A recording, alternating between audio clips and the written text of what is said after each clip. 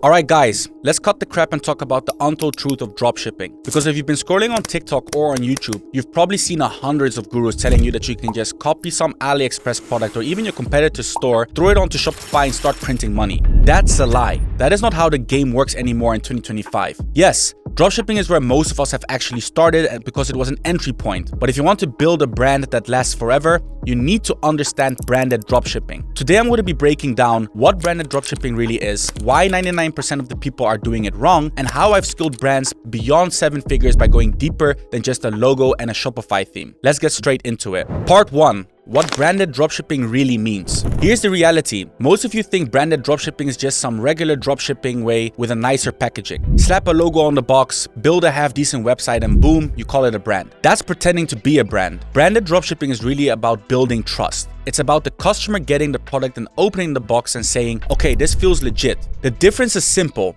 Dropshipping is transactional when branding is more relational. Let me give you a quick example. If you order some gadget off of a sketchy TikTok ad, you probably never buy from that site again. That's transactional. But when you order from Apple or Gymshark, the unboxing itself feels so premium. You trust them, so you come back because that's branding. And if you don't make the shift, you will never push past 10, 20k days. You'll stay stuck chasing products and testing 5 new products with a $50 CBO campaign, killing them off after 3 days instead of building a real business. Part 2. Why most people fail. Now let's be real, most of you screw this up. You think branding means ordering a Fiverr logo, paying for a custom thing on Shopify, and maybe shooting one ad with a UGC model. But that is surface level bullshit. Here's why most so-called branded dropshippers fail. Number 1, slow shipping. A lot of stores blow up overnight, but once customers start waiting 3 weeks for their order, it doesn't matter how nice the store look, it's over. Number 2, no quality control. You don't even test the product. You've never seen the packaging. Refunds start flooding in and their business was gone within a few weeks. Number 3,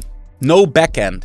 You only focus on the front end sale. No upsells, no email flows, and no retention. For example, I built one store where 30% of revenue came from the back-end email flows alone. Without them, you're leaving like 6 figures on the table. So what happens? You get one spike of sales on a day, then the refunds start stacking up, complaints will start killing your ads, and the whole thing collapses. That's why you hear people crying that dropshipping is dead.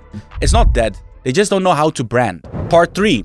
The right way. So what's the right way to do branded dropshipping in 2025? Step 1. Build supplier relationships. Not AliExpress, but real suppliers. Message them, negotiate, and if you can, get on a plane and meet them even in person. When I went to China, I walked through factories, checked packaging, asked the hard questions about quality and capacity, because they will try and say anything to satisfy you, but you need to go deeper than that. Otherwise, you're going to be facing excuses down the line, which is going to cause you a lot of issues in the future. Step 2. Focus on the product experience for your customers. The website is just one piece, but the real brand is what shows up at the customer's door. Packaging, inserts, consistency. I added a custom thank you card to farm UGC content for one of our brands and gave them gift cards to come back and spend with us. After implementing that, our retention went up like 20% overnight.